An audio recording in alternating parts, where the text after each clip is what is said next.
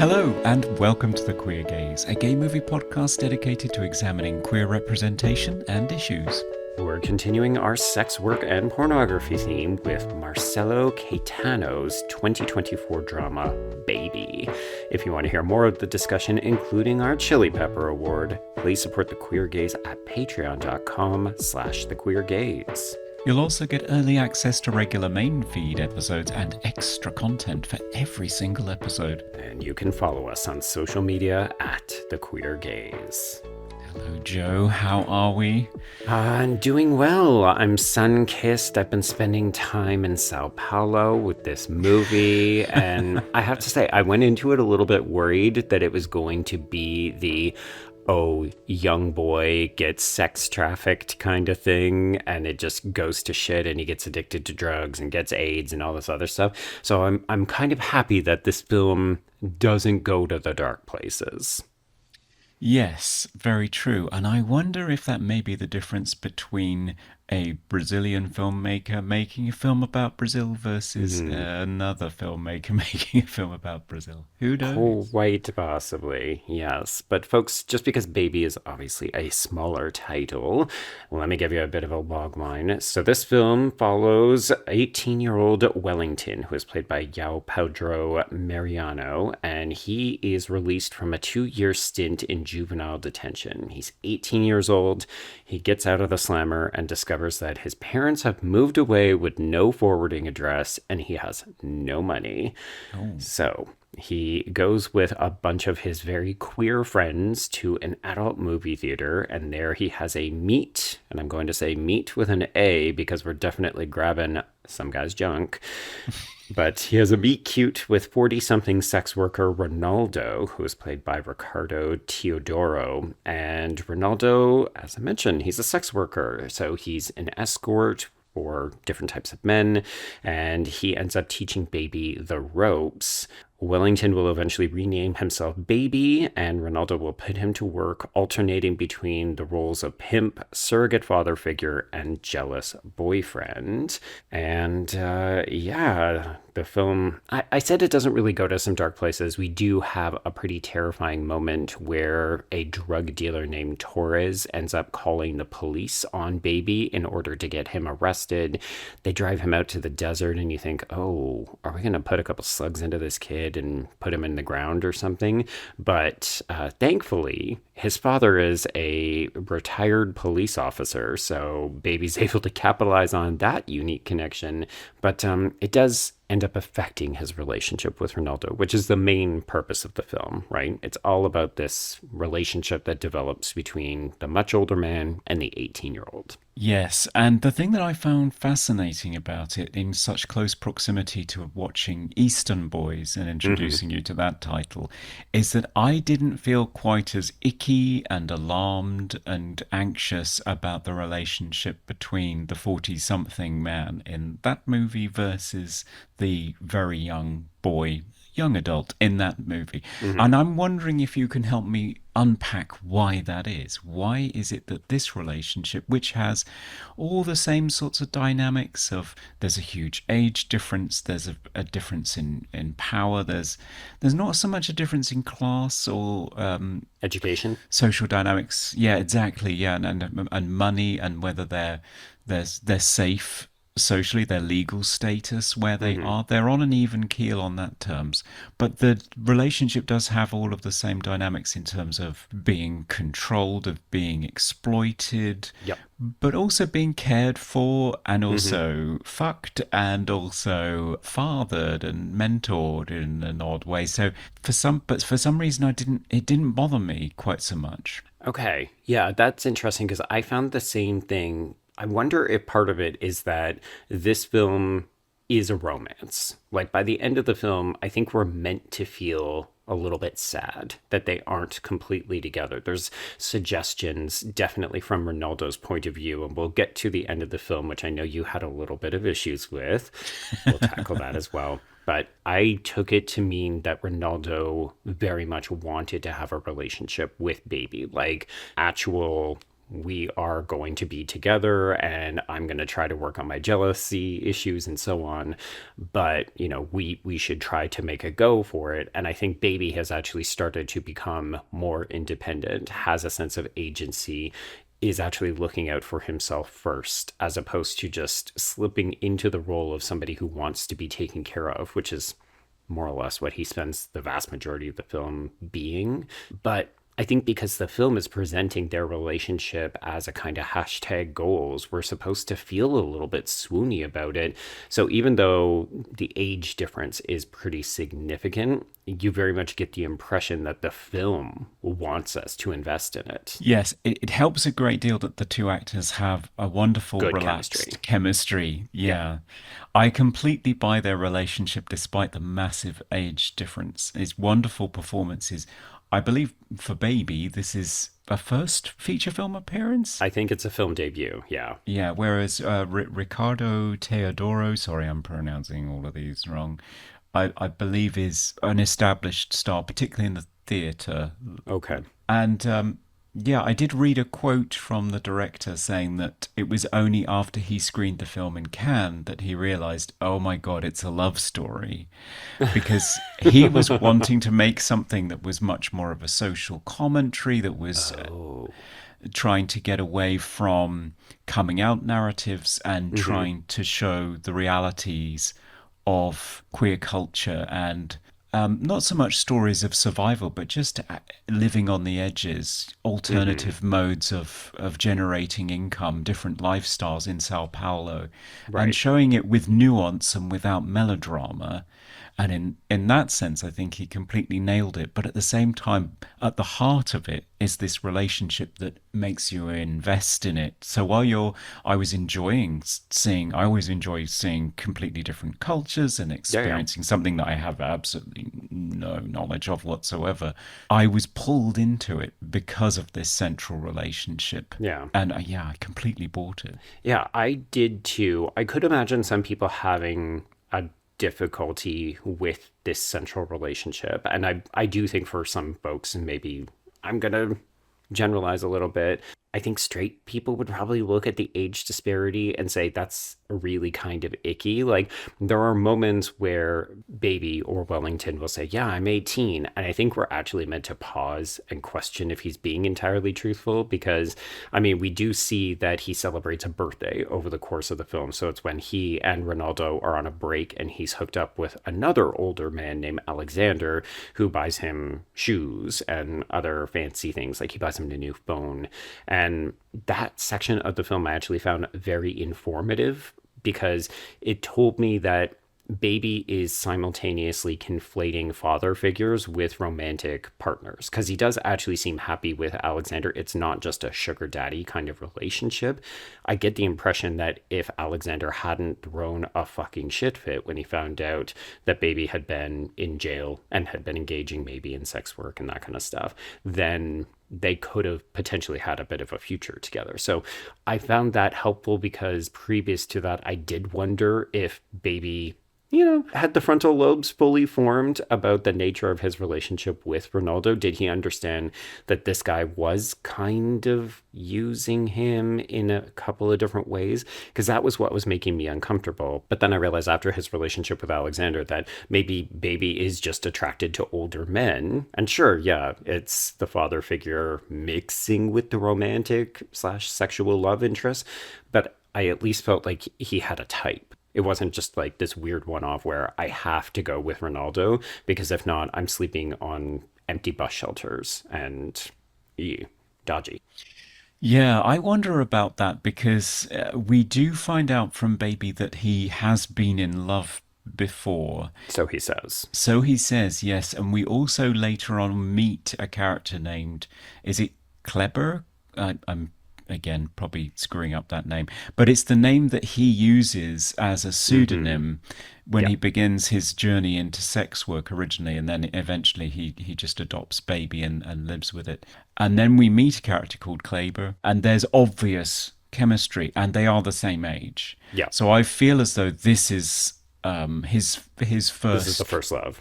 first love that the first guy that he fell madly in love with, and they clearly have a connection there.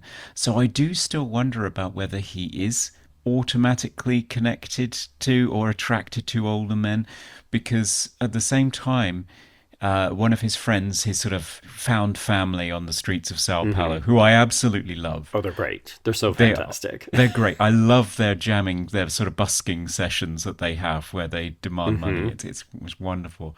One of those friends is sort of bragging about the great setup they've got with their sugar daddy and how many things they're buying with them. And I think he kind of pursues that with Alexander in a little bit of a mercenary way. I'm not sure how much he loves him. Right. I think he is accepting it for what it is, that like it is. It's transactional. It's a different kind of sex work, right? You know, Yeah. and that's actually one of the things I most liked about this film. As you mentioned, it's not intended to be melodramatic. I do think the development with Torres and the police and the trip out to the, like, that to me felt just a little too button pushy. We need to up the stakes and really get to a place where we can move the characters forward. But before that, one of the things I really, really loved about this film is how nuanced its depiction of sex work is. Like, there's transactional sex that doesn't have to be tantamount to prostitution. Like, we see that the movie theater scene where the two characters first meet, it's almost more cruisy, bathhousey, as opposed to I'm out on the corner and I'm looking for Johns and I'm, trading sex for money.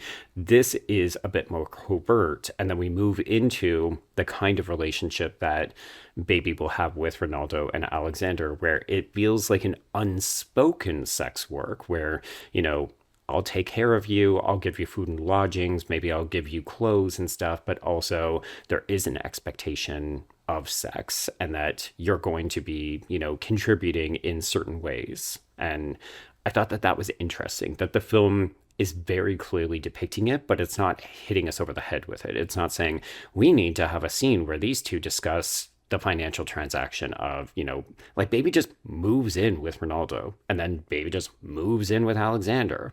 There's no conversation about it. It just happens. Yeah. That relationship reminded me very much of the relationship we see in King Cobra. Yes. He is exceedingly jealous. There is also that thing about the generational divide between the older men and the younger men, Yeah. which I thought was really fascinating, which came up in Sebastian too. And it's laced with it does have an expectation of sex and also that you will partner with them in order to go out together and do the sex work as a group. But at the same time, there is a genuine affection and almost obsessive Yeah. need for this younger guy to be in a life where you're sort of vicariously reliving your youth. Although I have to say, I did laugh with the Alexander setup when Alexander is saying to him, "Oh, your generation has it so much So easier. easy. Yeah. It's so easy," says the man in the gorgeous, enormous house, talking to the homeless person. Yeah. Well, and then gets so fucking mad at him when it's discovered that he went to this juvenile facility. Like, we're kind of using jail and juvenile facility interchangeably. I like that the movie literally opens with Wellington getting out of this place, but it's presented like, well, but here's the band, kind of playing him out. Like, you very much get the impression this isn't a maximum security thing, though I also like that the movie doesn't ever give us a firm handle on exactly what sent him there. There's speculation that he may have contributed a fire that killed several people at his old school, but he says, so what, you're just going to believe that? And the movie leaves it there. So we don't actually know if that's true. But if it is, then it means that Baby is actually quite a bit more dangerous than the movie ever presents him as. And I found, Yeah. that's just another really interesting dangling thread where the film says, we'll let you make up your own mind. We're dangling it. We're teasing it, but we're not going to give you any kind of closure on it. Yeah, it's a fascinating central performance because there is that element of danger there. He will stand up for himself if he is pushed, which is odd because the rest of the time he seems so guileless and open-hearted, and I don't want to say Verging on naive. simple. Yeah, he does. He does seem naive and kind of beautiful and open and accepting, but then we see some moments in his sex work where something pushes him a little bit too far, Yeah. and he's not prepared to put up with it. So it's a very complex. That's the thing that I loved about the movie is these nuances and the fact that it doesn't spoon feed you. It just gives Yeah. you enough to try to figure it out for yourself. Yeah, and it never descends into cliche either, because as I said off the top, I felt like there were a couple of different points where this could have gone very differently, and it would have been so tropey and frankly disappointing because I was really enjoying stretches of the film. And that's why I do think the moment with the police feels like a slight misstep, just because the rest of the film is so carefully calibrated, and this feels like a really obvious way to say, oh, but there has to be some element of danger here. Like, it can't just be the threat that we're going to send him back to jail, which to me was the simmering tension throughout most of the film. I kept waiting for him to get apprehended, kind of like with your hand down the pants, and all of a sudden back off to jail, only you're not a youth anymore. And we never really get there. It, again, also teases, it dangles, so many sexual euphemisms here. But yeah, that's what I was loving about the film, is these two central performances are so great, and then everything else is really carefully handled. Like, even the depiction of, we learn eventually that Ronaldo has a child. He has a son, and you think, oh, okay, so this is one of those, he had a kid and probably a wife, and then he came out as queer later on. And we get confirmation later on that that's not the case. So he has a former partner named Priscilla, who was played by Anna Flavia Cavalcanti. And we go to her place that she shares with her wife, Jana, who is played by Bruna Linzmeyer. And it seems more like we wanted to have kids together, so we did this, but we're both queer. Yeah. And I kind of love that. But also, we don't 100% know, because they never spell out the nature of their relationship either. No, but they are so supportive of each other. I mean, to a point, when it looks as though he's going to sponge off them a little bit, they have to draw a line in the sand. But Yeah. they're there for him, they're there for each other. And that was the thing that I found most fascinating, is the different kinds of families that are being created everywhere, in contrast to and in opposition with the broken real family, which is another case where I really enjoyed the fact that it didn't go to the obvious place. I'm waiting for the missing elephant in the room, the father. I'm Yep. waiting for the reconciliation with, or the final meeting with the father, the thing that we're always building up to Yep. in other films that we've looked at in this particular theme. Yep. And it does not occur. We Doesn't never see happen. him. I was shocked, Conrad. I truly thought that that's where the end of the film was going to come to, because it's so heavy on the surrogate father figures. And you think, well, daddy's got to show up at some point, like real daddy. And we even name drop him to get out of this situation with the police. And you think, okay, well, that's going to be the impetus to have him say, you used me to get out of some kind of trouble. We need to unpack this. Or, I said I never want to see you again, or, something. We hear that he's become a drunk, that he's changed jobs, he's not with the police force anymore. We hear all of these things as if to anticipate he's going to show up. Never fucking does. I loved it. I loved it so much. Yeah, me too. And particularly, I loved the reunion with his mother, because his mother wanted to see him but didn't want to defy the father, Yeah. and it needed to be done very sensitively. And there's no huge build up to it. There's not a big reveal. All of a sudden, you're just in a scene where this is happening, Yeah. and it is played so beautifully. Just with looks, just with expressions, it's all in the eyes, nothing is said. It's so Yeah. beautifully understated and incredibly touching. Yeah. Even the fact that he has a secret younger sister who's only a couple months Yeah. old that he had no idea about. Like, it is wild the number of semi controversial topics that this film is touching on, but also, as you said, not making melodrama of. It would have been so easy to turn this into a telenovela style breakdown, hair pulling, screaming match. What do you mean I have a younger sister? What do you mean you abandoned me and you were pregnant and I had no idea about any of this? And none of it happens. It's just him holding the baby and the mother crying because she finally gets to see her kids together. And then he's going to stay, and you think, oh, okay, well, this is where dad's going to come in. And then no, the next scene is a week later and he's just returned to Sao Paulo. Yeah. Done. Okay. Yeah, which I think is why the escalation with the drug dealer and the police just feels a little bit false. Yeah. Yeah. Yeah, Yeah. It reminded me of Sebastian being left in yes. Brussels, where you think, no, you were doing so well. Tyra Banks, we were all rooting for you. You were doing so. Yes, and then, as you alluded to before, it also shares a fault with Sebastian that I objected to, which is its final shot, which includes a fourth wall break. But in this case, instead of being hokey and deliberate, I think it is sort of behind the scenes making of the film material. So we end on after a beautiful little grace note with the relationship between Wellington and Ronaldo, we end on a flashback to a moment when they were happy together from Yeah. when you were seeing them sort of getting to know each other and be comfortable.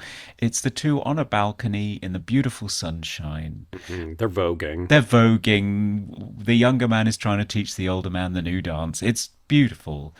And you can see in this shot that it is clearly two in camera whilst we're rolling takes Yeah. because it zooms back out really roughly and then Yeah. slowly starts zooming back in again, and then at the end of it the lead actor looks at the camera obviously enough to say, is that it, are we done, are we cutting now? And No. it just pulled me right out of the movie, and I thought, you did not need that grace note was so beautiful, just roll the damn credits. So yep, I was disappointed. Yeah. It's happened twice in our last two films. Yeah, it's wild, right? Because, folks, this was a double blind. Neither one of us had seen this movie. I'd never even heard of this movie until we were researching films on the theme. So it's kind of wild that we ended up with back-to-back films doing the exact same thing.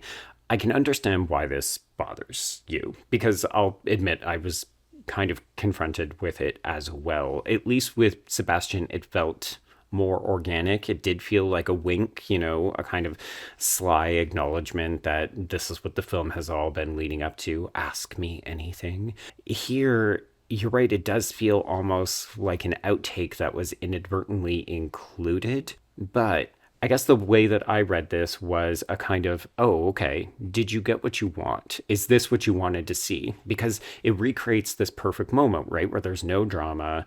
They're just having a really good time. And the fact that the previous scene, the quote unquote, maybe realistic end of the film, is that they haven't seen each other in 6 months. Ronaldo tracked him down on the bus and they don't appear to be getting back together. It's a kind of, I hope we're not going to be strangers, but also there's no confirmation that they will be together again. So in some ways, I think if you believe in this film as a romance, this is the best you could hope for. Don't you Yeah. want it this way? Wink. Yeah, I don't know. It's so beautifully performed, that final scene with them, though, that you do get the sense that no, the moment is lost. It's nice to see them together again, Yeah, it's not the same. but it's not the same. That moment is past. And I love that when you go on a journey with a movie that's only like an hour and 45, an hour and 50 minutes, Yeah, and you feel as though you have traversed the entire length of a relationship, which is yeah. such a feat of the wonder of how film manipulates time for you as an experience. I love it. Time and emotions, right? Exactly. Yeah, it's the magic of the movies. And then just to plonk this thing on the end, it just burst the bubble for me, unfortunately. And Can see the it. reason that I harp on it is just because I'm conscious that your experience of the very last moment of a movie as you walk out of the theater Yeah. has a disproportionate effect on how you feel about the whole movie. Oh yeah, yeah. So It's what you take out into the sunlight. It's like, okay, that's the final thing that I'm going to remember about this movie is how I feel in those closing moments. Beginnings and ends, I think they're the easiest things to execute, but you can also really badly fuck them up. yeah, you can.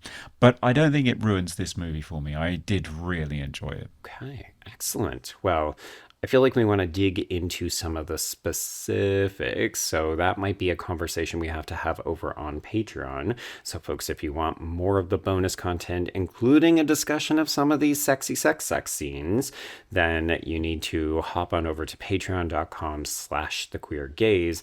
And if you can't negotiate that, that's completely fine. We understand it. Then we will be back here in a couple of weeks. And Conrad, we're going to deviate from our theme, but it's mostly just because there's a title we've been yearning to talk about. It's arguably one of the most important queer films of the year to date. So we need to talk about a little S&M relationship in Pilon. And that's, of course, the Alexander Skarsgård, Henry Melling S&M Dom sub relationship film. So we're gonna talk about that, and then we'll come back to sex work and pornography to wrap things up. But if you want to get in touch with both of us, you can reach us on the show handle at The Queer Gaze, or you can shoot us an email. It's thequeergazeshow@gmail.com. Indeed.